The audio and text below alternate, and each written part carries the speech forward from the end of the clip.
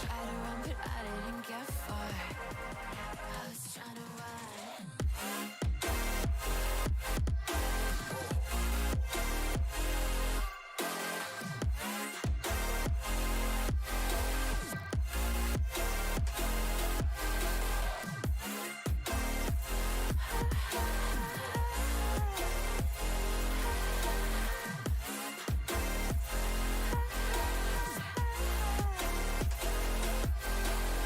I was trying to run from my destiny.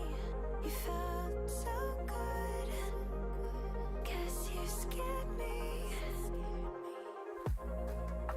The stars align without asking first. You were everything I wanted. A blessing and a curse. Hello, everybody. Welcome back to the Pretend Pundits, episode number 2. First of all, if you came out to our first episode and you're back again, thank you very, very much. Glad you enjoyed the content. We're here, episode number 2, Aidan. It's a shame that we've got nothing to talk about. Nothing's really happened this week in football, has it, mate? So, No, it's going to be a quick one, I think, this week. So yeah, nothing's popped off. You know, Piers Morgan hasn't been rearing his head out of crevices across the country to talk to footballers. So we'll get this over and done with, shall we, mate? How's your week? Yeah. How's your week been, mate? How's your week been? Yeah, been all right, mate. Been all right. It's been nice, especially after a nice little victory at the weekend. That always makes it a lot better. So I've been in a good mood, mate. I've been in a good mood. Lovely. What about yourself? Yeah, the same, mate. I'm just glad that we've stopped playing early in the weekend because, you know, we're very inconsistent as a United fan, and a loss early in the weekend can ruin your weekend. So Yeah. but let's jump straight into it then. First segment that we've got on today's show is going to be Last Time We Asked You. So this is going to become a regular feature of the channel. What we're going to do is each week we're going to ask you certain things because, as I said before, we want to hear what you have to say, and we also want you to get involved as well. So, Aidan, last week we asked the lovely people, after sharing our stories of our first match day experiences, to get in touch with their match day experiences, and we did get a couple of responses. So, Happy days. I'll load up the first one. It's Easy as Pie on Twitter says, my first match day experience was Tottenham versus Celtic at the Wembley Cup in 2009. Lost 2-0. And watched Barcelona versus Al Ahly. I believe that's a Saudi Arabian team. Yeah, it is. At the time, didn't realise what a legend Messi was, so just joked about him having Messi, in quoted marks, hair. If only I took it in. Wow, that's big. Not many people. Oh, no. Not many people can say they saw Messi early on and took the piss out of him. So He was just some bloke. yeah, He's an It's just Argentinian some bloke. just some young lad with long black hair running around on the pitch in the Barcelona top. That's all he was. Just a friendly, innit? He'll probably be on loan at Monza FC in Italy in a couple of years. So Don't tell Tottenham fans that was a friendly. They might have won something and claimed the trophy.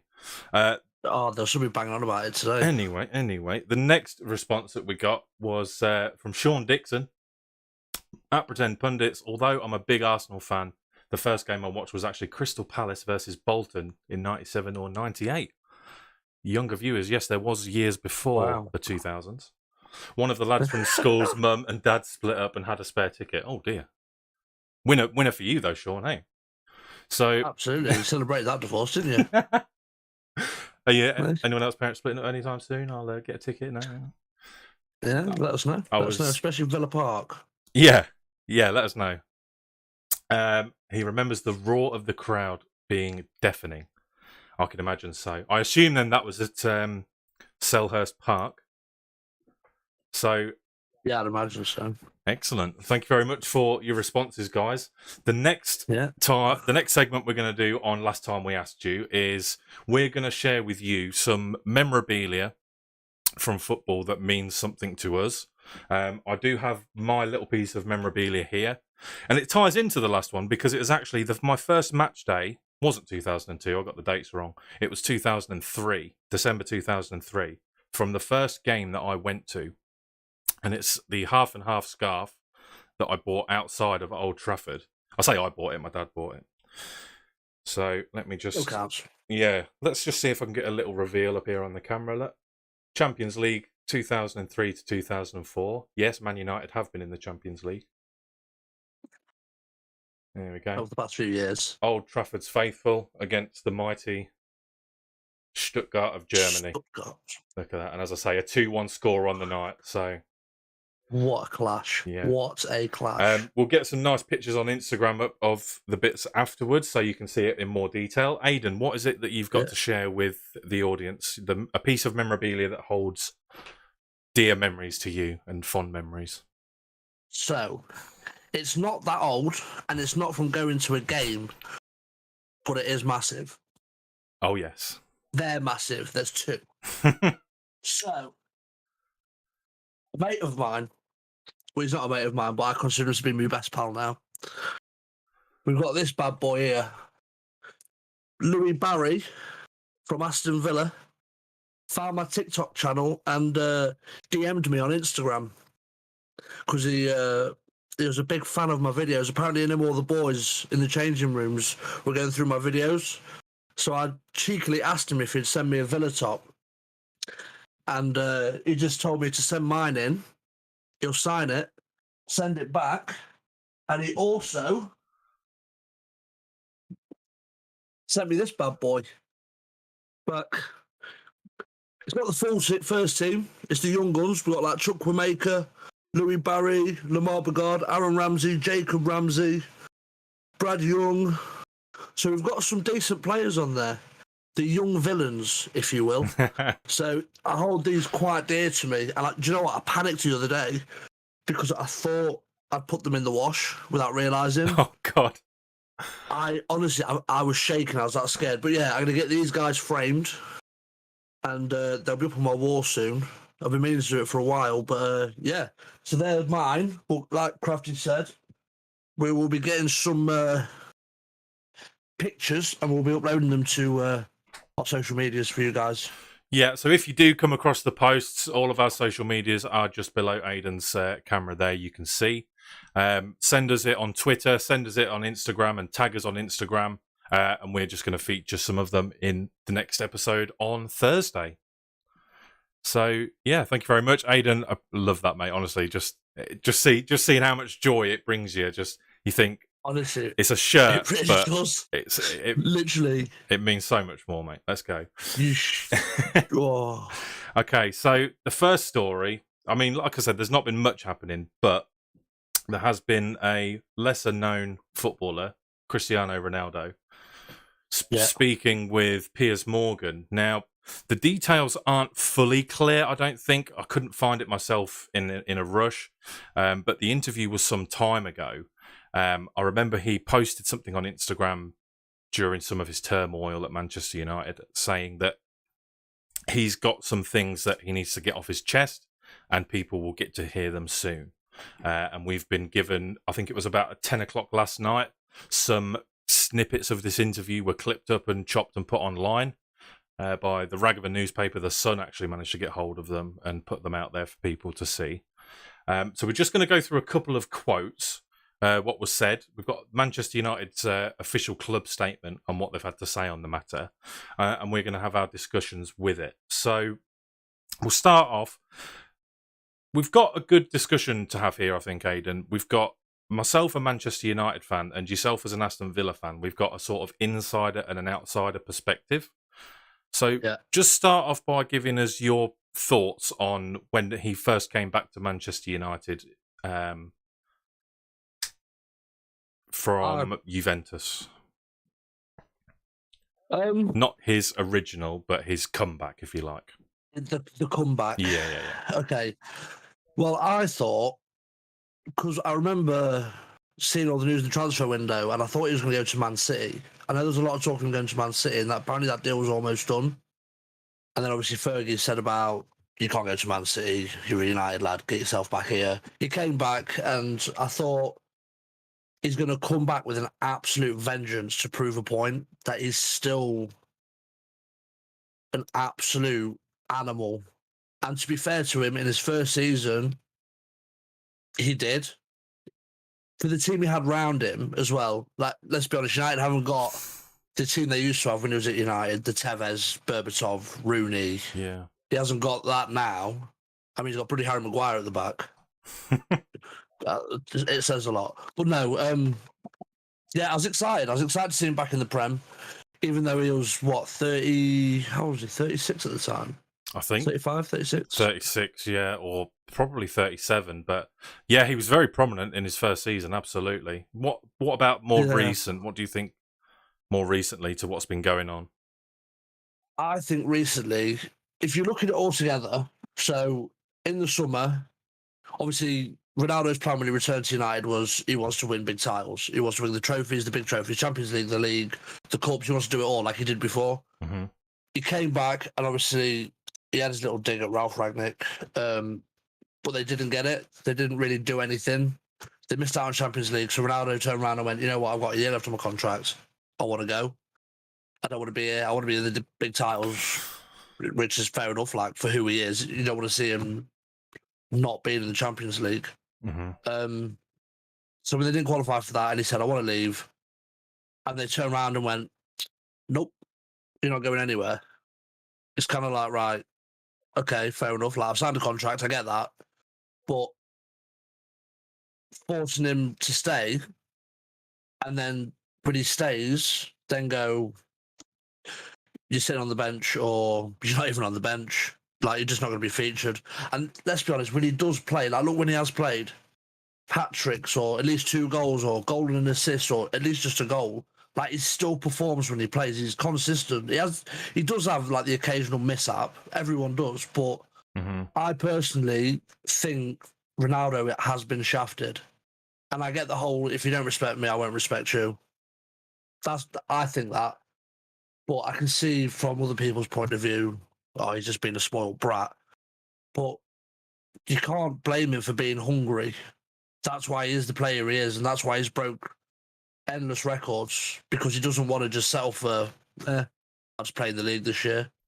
Do you understand it from madness. Do you understand it from Manchester United's perspective, though, that although he might not feature in Ten Hag's plans, that actually Ronaldo being on our bench occasionally playing a game is going to be more beneficial to us than him going to, let's say, a Premier League rival or a European rival?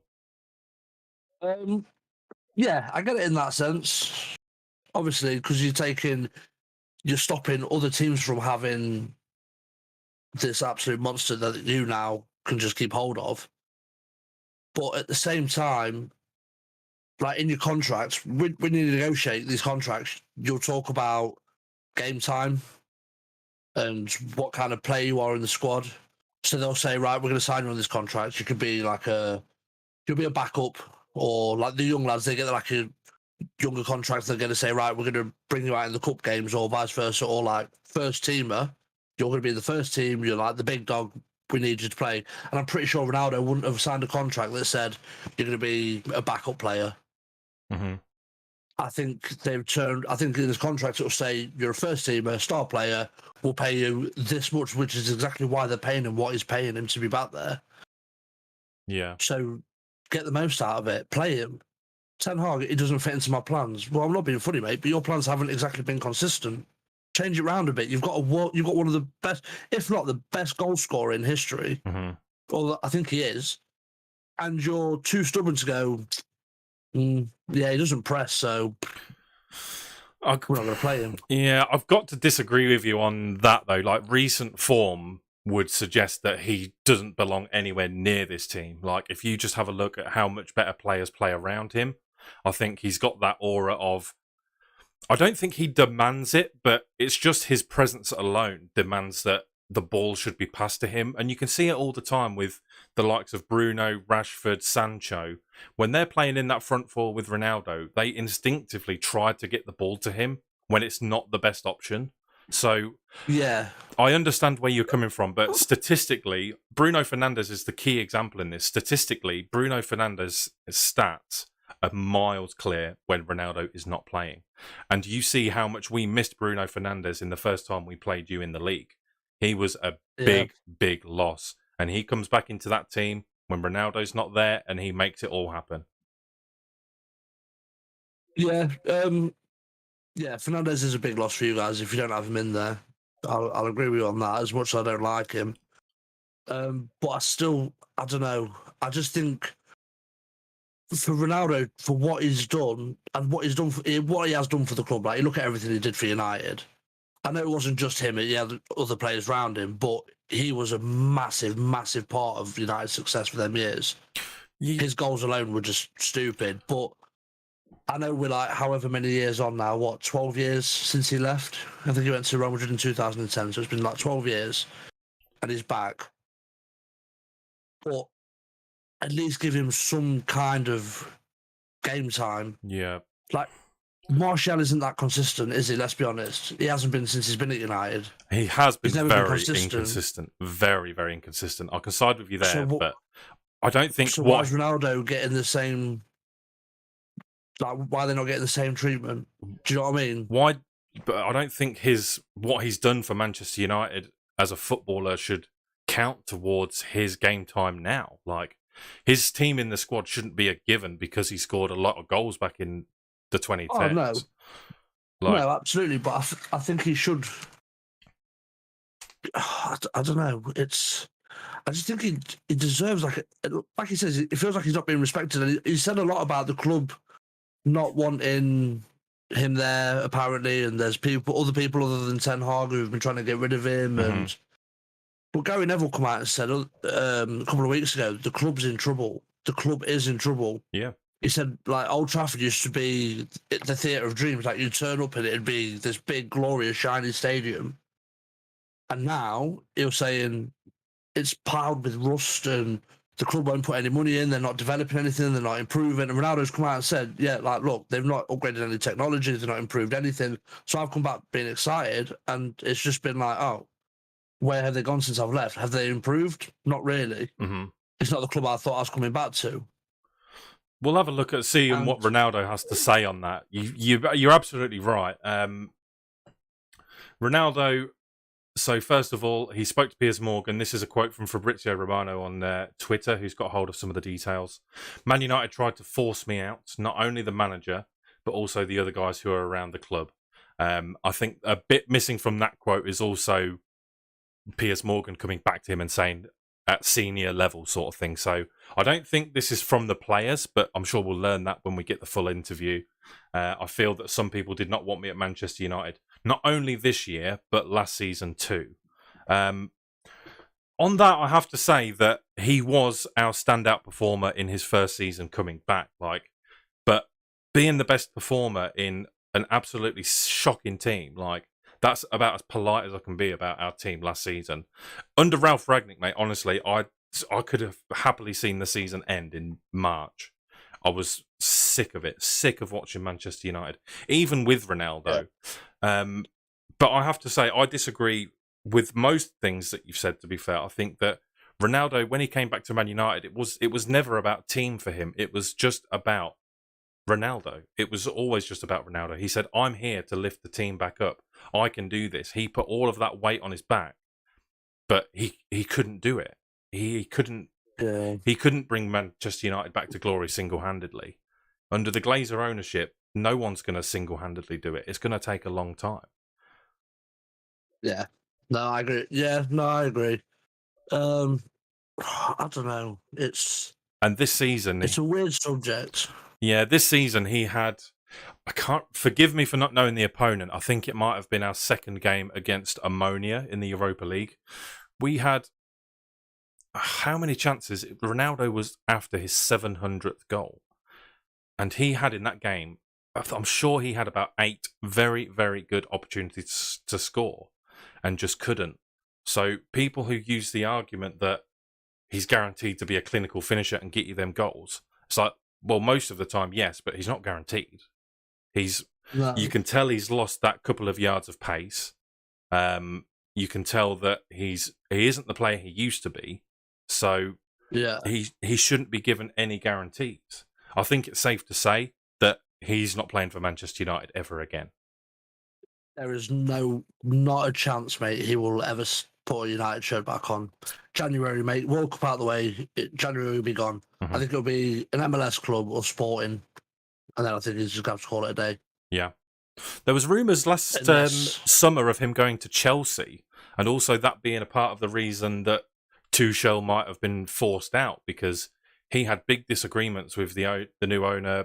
Forgive me for saying his name incorrectly, but Todd, is it Burley or Bowley? Oh, I don't know. The Chelsea's new owner. The new owner is Todd. Is it Boo? I don't know. I really don't know, actually. Yeah. I don't want to butcher his name.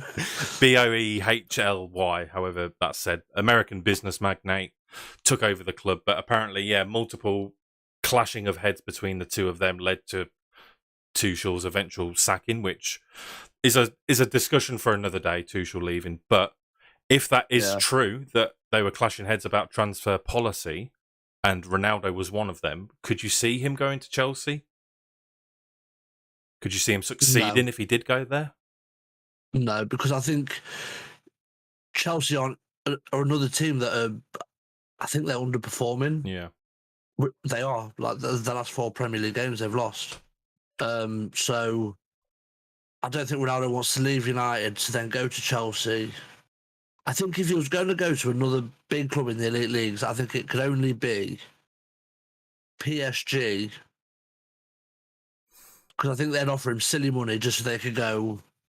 So we could be like, right, look, you get to play alongside Messi. That is, no one thought it'd ever happen, and it's happened. 1-year contract, and then after that, we'll see. Yeah, I think do what you can do. Mm-hmm. But then I think, other than that, mate, I think he'll be looking at MLS because they'll pay silly money. Obviously, there was a Saudi team that offered him ridiculous money. Yeah, that's a factor that's now removed completely. Well, not removed completely, but there's potential that factor is removed completely. There are rumours, but these are just rumours. There's no truth to this. I'm not quoting anyone here. But there are rumours that Manchester United have said that they're going to look down the legal route to see if there's anything that can be done about this situation. It could be bringing the club into disrepute. It could be something against his contract. This is the official statement from Manchester United that was put out on their Twitter earlier on. Manchester United notes the media coverage regarding the interview by Cristiano Ronaldo. The club will consider its response after the full facts have been established. Our focus remains on preparing for the second half of the season and continuing the momentum, belief and togetherness being built among the players, managers and fans. I think it's fair to say at this point that an honourable mention of the weekend is Alejandro Garnacho, who scored with the last kick of the game against Fulham to win the game for Manchester United. Up and coming young talent. Man United fans are super, super excited about it. Even non-Manchester United fans are super excited to see this player progress. And he's just had the headlines taken away from him, which I think is so unfair. And it's a symptom of Ronaldo this season. He's just been the most selfish person in the entire world because he knows that he'll get away with this. Against Brentford, when we were 3-0 up, I think last season, he came off. Ralph Rangnick was trying to condole him about being subbed off after a 3-0 win, and he was sulking. He was visibly seen on the camera chucking his shirt and kicking bottles when the team is 3-0 up because he had to come off like a petulant little baby. He stormed out of the club, out of Old Trafford against Rayo Vallecano in a pre-season friendly, because he did not get selected. And then he did exactly the same against Tottenham when he did not get used as a substitution. He walked out of the stadium and he made it abundantly clear to his teammates that I am not a part of this team. I am Cristiano Ronaldo and I am more important than you. That is what Cristiano Ronaldo said to the team, to the fans, to the manager and to the club. Quite frankly, and that's how it is for me. I cannot wait to wash my hands of Cristiano Ronaldo. He is a legend of the club. He always will be a legend of the club for what he achieved, but I can't believe he has gone and tarnished his reputation by doing this. It's sick. It's absolutely sick. He has royally riled you. Yeah, he has. And I don't think I stand alone either. I don't think. No. I've seen a lot today, all over Twitter, Facebook. It's everywhere, mate. Everyone is on Ronaldo's back at the minute. Yeah. So So we'll see how that moves on. I'm looking forward to seeing the interview. I know it's gonna. Hopefully, the steam from my ears stops pouring out, and I can sit through the interview without getting annoyed. But this has been in the works for some time, so yeah. I mean, I thought he was out of the team. He was out of the team for the last 2 games with sickness. And all I thought that was preparations for the World Cup. Doesn't want to risk an injury in what could be his last World Cup. But it has become clear the reason why he wasn't in the team. And that's because he was ready to mic drop on all of them. Yeah. So absolutely mic drop on all of them. So again, where we'll go next, if the legal pursuits that are rumoured are true, then it's not going to be a case of only these clubs can afford him. He will then have to negotiate terms. And with the way that teams are managed now, do you think that someone would want to take on Ronaldo? Like, at the end of the day, he is headlines. So whether they're good or bad. Yeah. I think any club would take him just for the financial benefit. Imagine if Ronaldo signed for Villa tomorrow, still shirt sales would go through the roof. Yeah. Just that alone, the increase in tickets being bought and all, like everything. For any club he goes to in the world, PSG, even if they've got Messi and Mbappe, if they sign Ronaldo, they will make millions just from that one signing. So I think anyone will take him in that sense if they look at it from that. But I also think this is going to be a big thing for him finding a new club with all this going on at the same time. Chump change for PSG, millions, eh? Yeah. Well, I wish him, don't get me wrong, I wish him all the best for his next adventure, his new club, wherever that may be. But I'll never forget now what he's done. I could forgive him in the beginning, like after his first season when he was scoring goals and carrying the team. But but when we're performing without him and he's acting the way he is, then he doesn't deserve a spot, I think. No. Any last thoughts on Ronaldo? I think he just needs to get his back together. Yeah. Like, I get his Mardy, I get his wound up, and he wants to win stuff, but the thing is, like I said before about, he wants to win, he wants to do this. What I didn't say was, I think the way he's gone about it, the way he's handled this is not good. Like that, the way he's gone about, like he's had 2 games off with his sickness, and then just turns up on Piers Morgan. He asked Piers Morgan to do the show. Yeah. He said he's been wanting to do it for a while, and he thought now was the right time. And then he just comes out 10 o'clock at night, and it's blurted everywhere, and he's slagging everyone off. He's even had a dig at Rooney. Yeah. Like, what is going on? And it was a personal dig as well. Like, it wasn't even about him as a person. It was just like, oh, maybe it's because of the way he is now and the way I am now. Maybe he's jealous of me. Like, again, just that self-centered Ronaldo coming out. It's like you're not doing yourself any favours. But I just think that's his United career over now. I think January, mate, he'll be gone. It's like, if not, he will be slung in the under-21s, and that will be him until his contract is over, unless Ten Hag leaves. Yeah, which for me, as a Man United fan, Ten Hag is going absolutely nowhere. He's inconsistent start to the season. You're absolutely right, but he's getting things right, and he needs time. If he's doing this well now, and he gets the time and everything he needs, absolutely. But I think we've seen Ronaldo play his last game for Man United. Aidan agrees. Let us know what you think in the comments, and we'll move on to the next subject. We're going to round up the last game of Premier League fixtures before we break for the Winter World Cup in Qatar. We're going to talk a few things Premier League, what's been going on in the games, and then we're also going to be looking back from Thursday's episode at our predictions to see how well we did. So we're going to add a new feature to the channel now. We want to see your predictions alongside us. So we're seeing if you can beat our predictions. We're going to go head to head every single episode when we review our predictions. See who's done best, keep a tally, and if your predictions beat ours, we give you a shout out on the channel. Shouldn't be too easy to beat me. I had a stinker. Spoiler alert. But we'll get into the games. Let's start off with. Let's go back to front. Let's go to Sunday where our teams were playing, Aiden. Yes. First game, Super Sunday. Brighton. The mighty Villa. Brighton versus the mighty Villa at the Amex. Talk to us, Aiden. The mighty roar of the villains. Oh, yeah. It was an emotional rollercoaster on Sunday because we went 1-0 down, I think, after a couple of minutes, 8 minutes or so, I think. It wasn't even that. It was Brighton's quickest ever Premier League goal. I believe it was 18 seconds. No. Wasn't it? Oh, my God. Yeah, it was the first minute. I could be wrong. No, it was. It was the first minute. Oh, I didn't know that. But, yeah, just a silly little mistake. And obviously, we keep making these little mistakes and it costs us. But,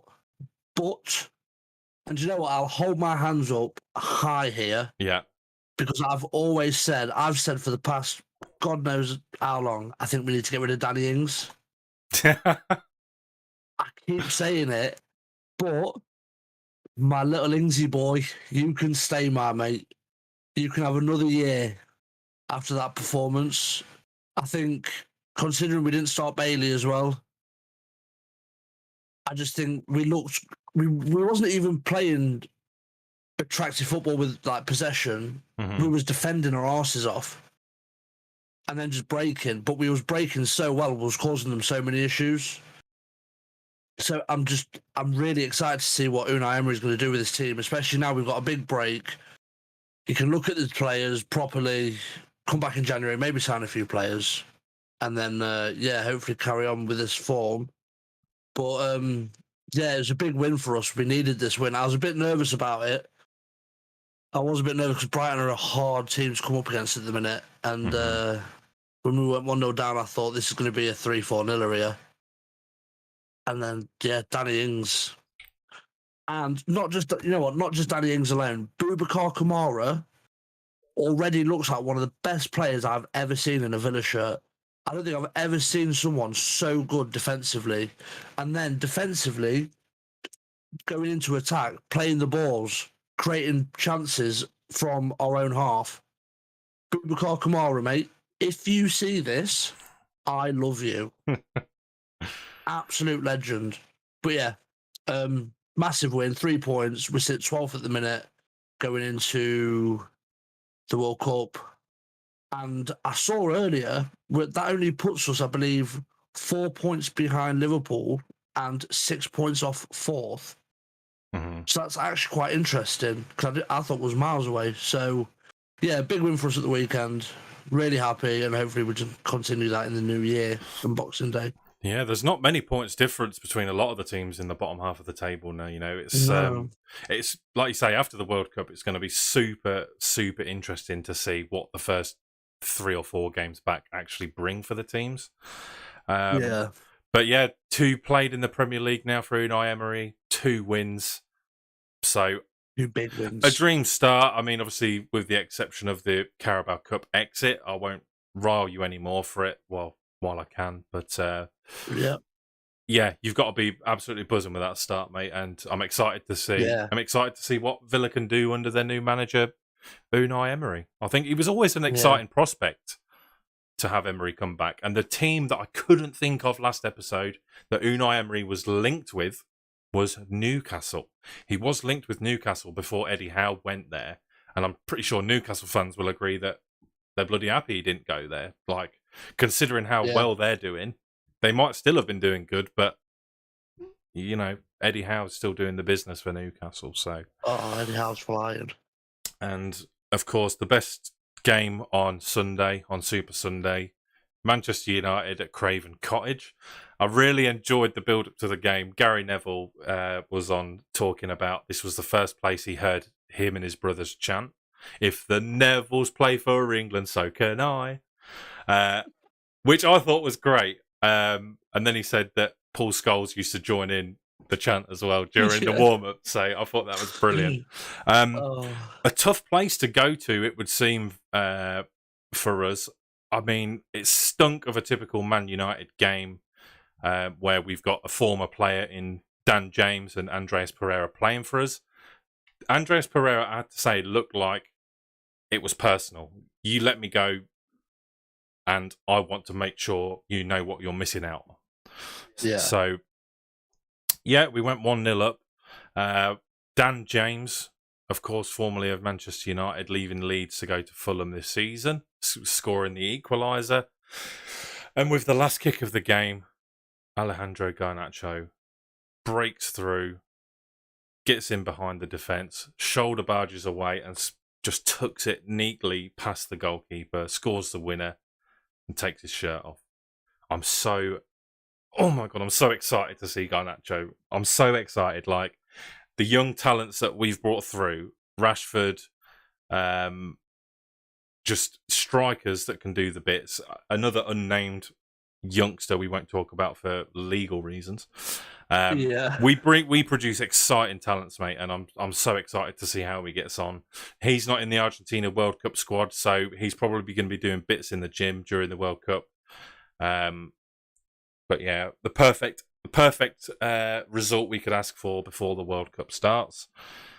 Yeah, that's it really. It was just that's the result we need to start getting more of, just grinding out a win away at these minnows, not going to Brentford and getting smashed 4-0, not losing to Brighton. Oh. You know, these games are going to be the difference, not only between the top four, but these sorts of games will win your leagues. Like, look at Arsenal. Arsenal are doing it. They're grinding out 1-0s here and there. They're earning their top spot at the moment. That's all you need. That's it. That's it. All you need, mate. You can afford to go away to Man City and lose a game, just as long as you're not dropping stupid points away to, Wolves and Palace and, these bottom half teams. You can't, mate. So that being said, then, let's take a look back at Sunday's predictions to see how we fared. Aiden, you know your boys. You know your boys. I know my fucking boys. They are my boys, and I know them. I knew what was going to happen. I knew Danny Ings was going to bang 2 this week, and I had a feeling. But yeah, 2-1, mate. I had a good feeling about it. Mm-hmm. And to be honest, you weren't really far off. You was actually 16 extra seconds into injury time in our game off being correct there as well. Yeah, I know. I was fuming. So I think we both did considerably well. We were both very close. Just a goal out for both of us in literally a couple of the games. So the way we're going to score the predictions, if we get the score correct, it will be 3 points. If we get the correct result, that will be 1 point. And obviously, if we get it wrong, no points. Totaling up the points there, then Aiden taking 3 points for correctly predicting 2-1 Brighton versus Villa, and 0 points scored for the Fulham Man United result. 0 points for me. Brighton, I predicted a 1-1. Again, not too far off. And 1 point for the 3-1 prediction against Fulham versus Manchester United. Yeah.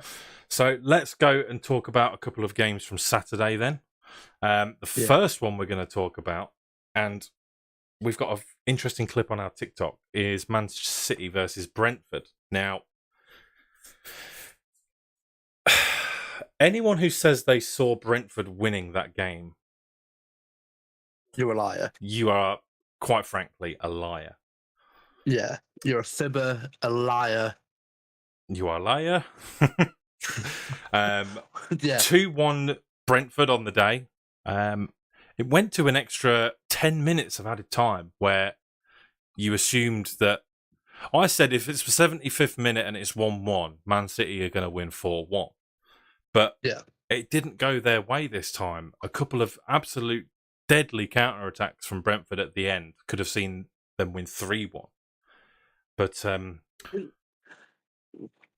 think that's what they do so well. They've nailed the counter-attack. Yeah. It's mad. Absolutely. And to break City down on a counter-attack, is hard going because they're a pretty solid unit. So yeah, it's impressive. Yeah, recently It's left out of worrying. the England team, Tony was as well. We had a discussion on that in our last episode.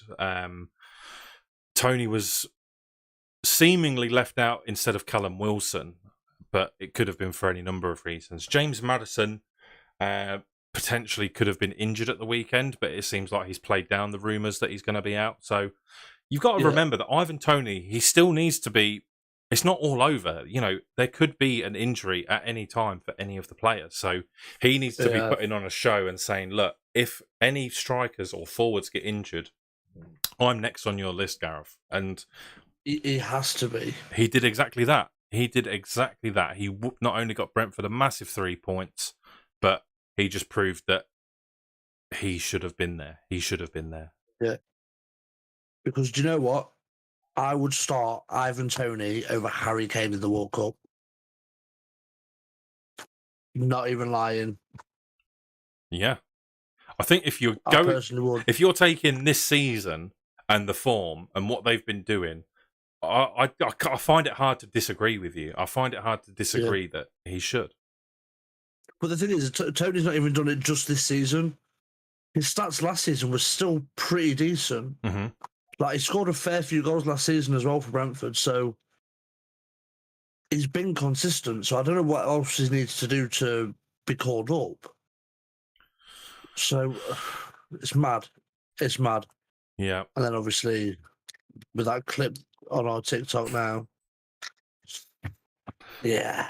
My tail is between my legs right now.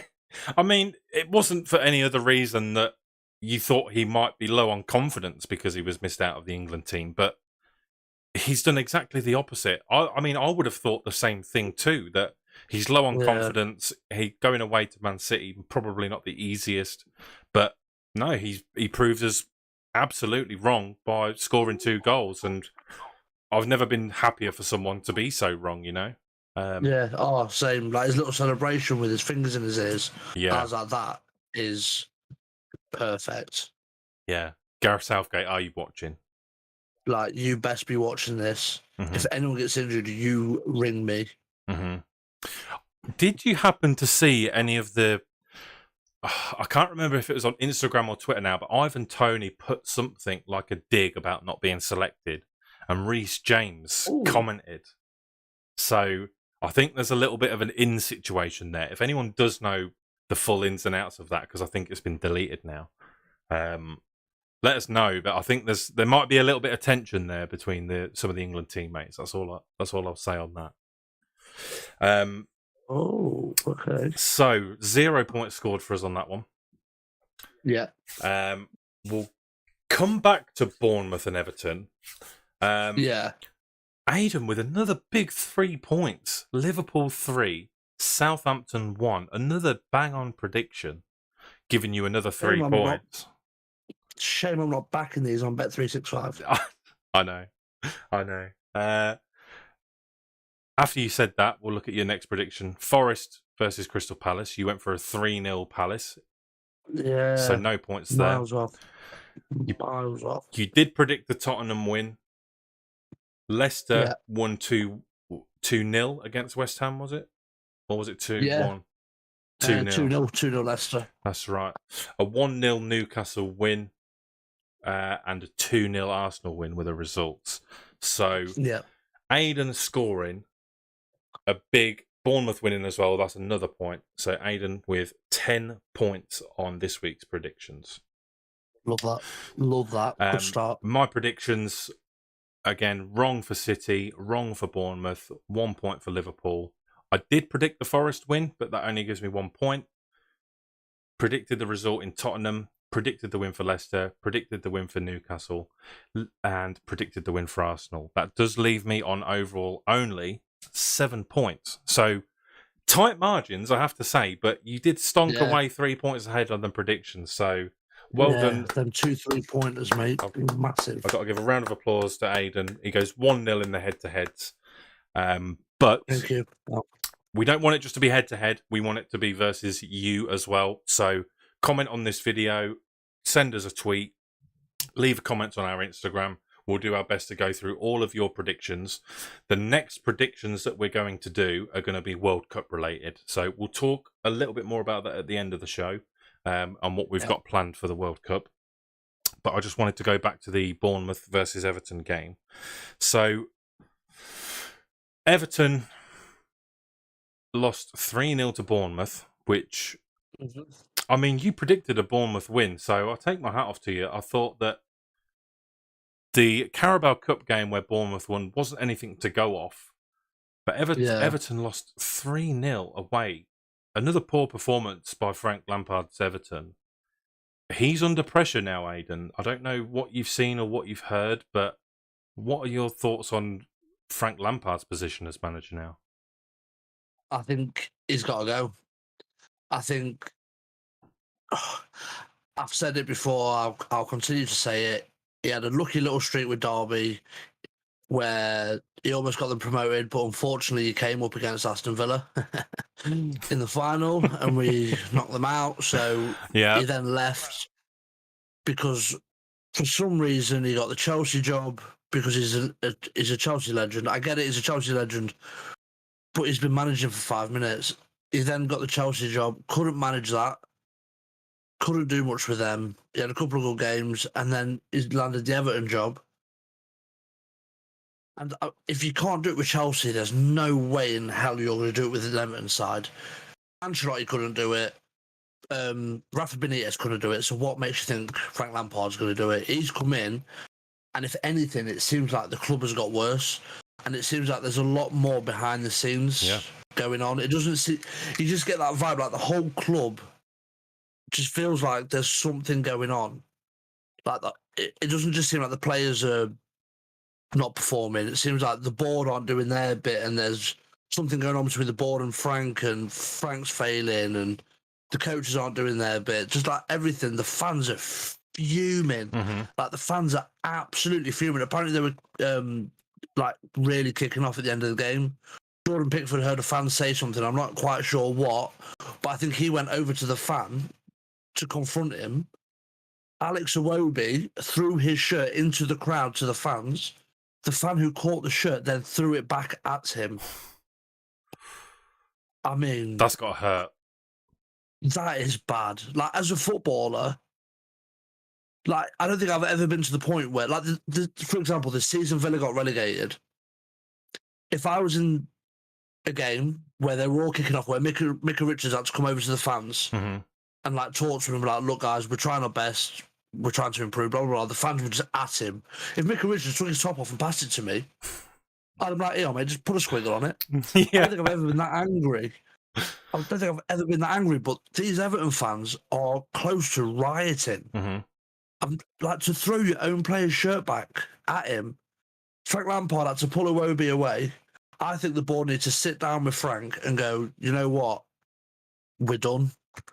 Like, there's nothing else you can do, mate. There is nothing else you can do. We've been in a relegation battle for the past 2 years with you here. You're going to have to go. And we need to try someone new, start a new project. They're meant to be building a new stadium soon, apparently. Is that still going ahead? I don't know. Wouldn't bother, mate. Don't know, to be honest. I would not bother. They're not going to need it in the Championship, and they're not going to have any fans in it. So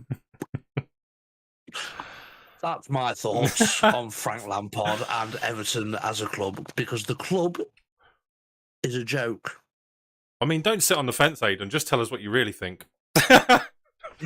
Tim Pot, mate. Tim Pot. Yeah. I mean, I think you're right in the sense that Lampard needs to go, whether he walks away or whether they sack him.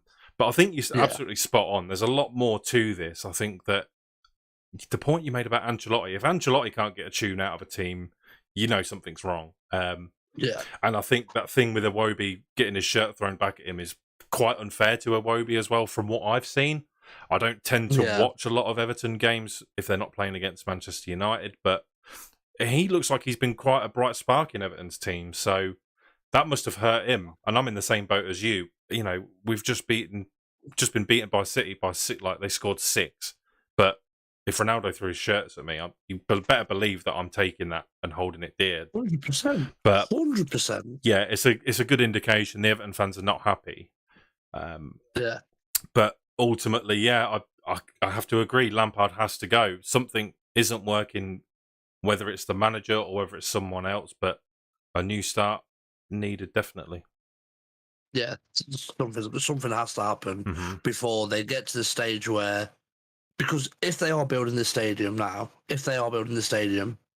which I'm pretty certain they are, Yeah, and they get relegated, that alone will just ruin their club. When we got relegated, I think what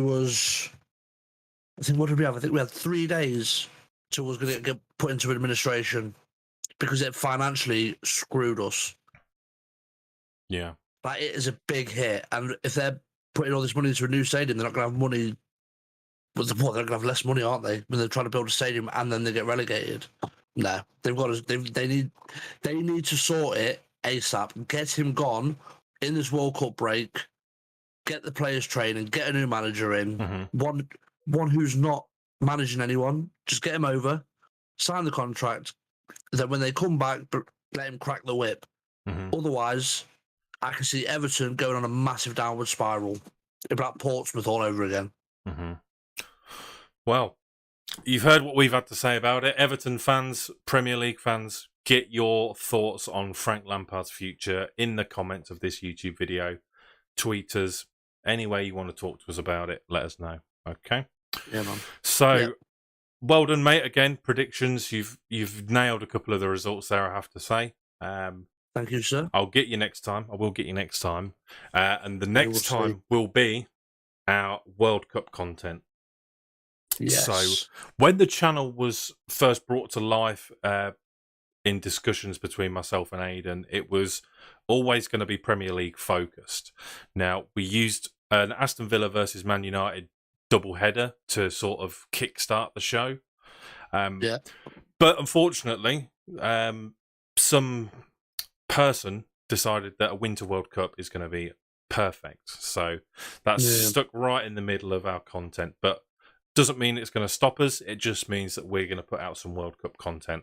We want the discussions with you, whether it's Premier League related, whether it's World Cup related. So hopefully you come back and join us for the World Cup content.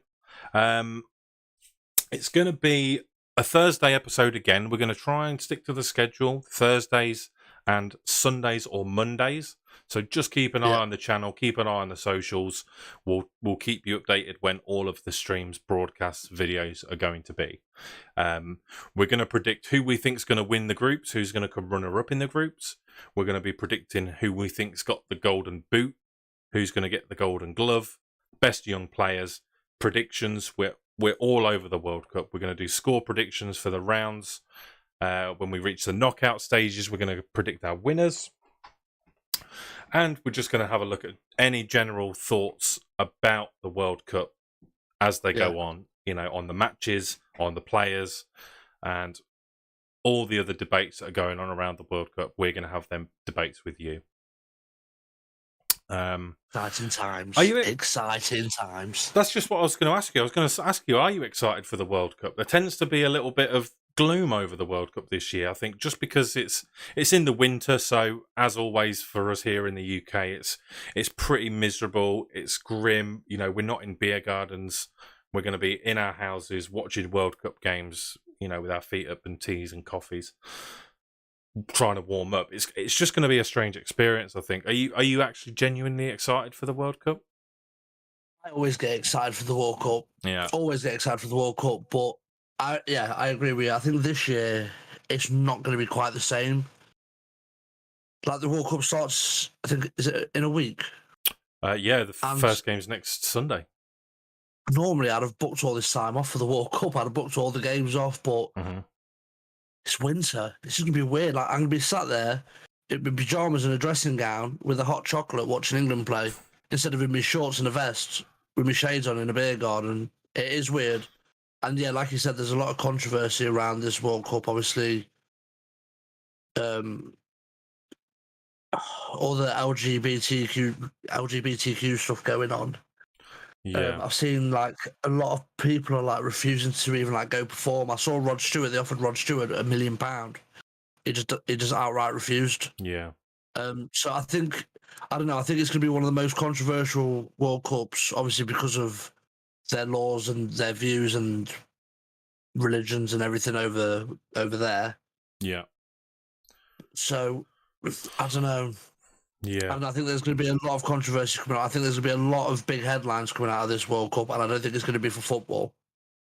Yeah. So You're correct. I it's think going I to agree. be, it's going to be something that is going to be interesting, and I think FIFA need to look at themselves and see where they've gone wrong with this and learn from it. Because if there's another World Cup like this, I think there'll be uproar. Personally, Yeah. Absolutely. what about you? FIFA do need to have a long, hard look at themselves. A regular viewer of ours, Easy as Pie, who we saw a tweet from earlier, started watching the FIFA documentary, which I haven't got round to doing, but I do want to have a look in it. I think it looks into FIFA and their operations and potential corruptions. Yeah. I mean, the World Cup, we was having this conversation at the start of the 2018 Russia World Cup where the talk was it's going to be non-stop hooligans, there's going to be violence, but everyone said it was actually one of the best World Cups that they'd ever seen. Like, it was put on beautifully, there was no trouble, everyone was on their best behaviour. There might have been a couple of incidents here and there, but nothing headline worthy. But no, nothing crazy. But you're absolutely right. The 2022 Qatar World Cup, I mean, there's been controversy from the beginning, and I think it really does need a long, hard looking at. I think Gary Neville has come under a lot of fire, and rightly so. I think he was a big advocate that this World Cup shouldn't be taking part here, and he stands against it. But then when he was invited to be on the commentary team, all of a sudden he's for it. You know, he's been out there doing his thing, doing interviews and documentaries about it. But I also think you have to respect that he's going out there and he's asking the questions, at least. Like, he's not just acting like it doesn't happen, like a lot of people are doing. So, yeah, I think they've made it clear that there's going to be certified zones where people can drink. There's going to be zero tolerance on drugs. And there was an interview, and forgive me for not knowing the guy's name, but he was one of the sort of, on the Qatar side, he was sort of one of the leaders, or potentially someone who was in charge over there and overseeing it.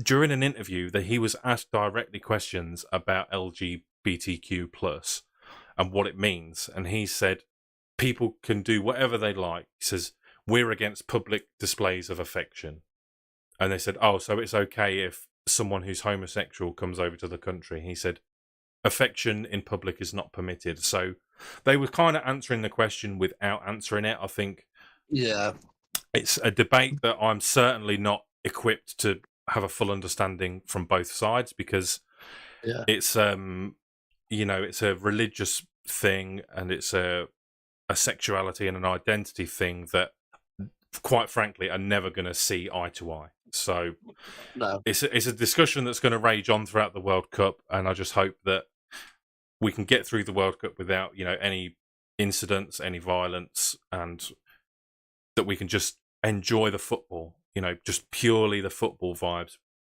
from the World Cup. Yeah, it'd be nice to, mate, but if I'm being honest, I don't see it. I think there's going to be a lot of drama. Mm-hmm. But we'll see, mate. Yeah. Next week starts, so yes, we'll see what happens. And we'll have all things covered World Cup on our socials, on the YouTube videos, and your discussion is key to all of this as well. So you hit us up on all the socials.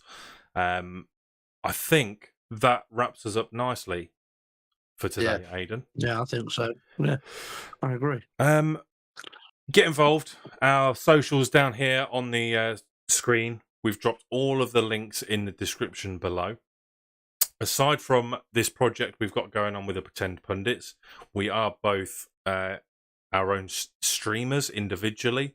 So if you want to come and support us, there's a Meet the Pundits part of the description where you can check out our Twitch streams, our own personal TikTok accounts and Instagrams. Come and show us some love over there. If you do like to get involved with variety streams, we always run community events ourselves on there and stuff as well. So yeah, drop down into the description, check out all the links, and please do come back for the next episode. I believe that'll be Thursday. Aidan. Yeah, Thursday, 10 o'clock. Excellent. Yeah, see you all there, guys. Thank you. Thanks, Aidan, Very excited. Thanks, Aidan, for this, mate. I'm excited to get into the World Cup stuff with you, mate. Really looking forward to it. Yeah. So, mate, thank you very much. Right, guys. On to the next one. That's it. Right. All the best, everyone. Thanks for coming and watching the video. Again, drop us a like if you can. It helps push this video out to more people. And we'll see you in the next one.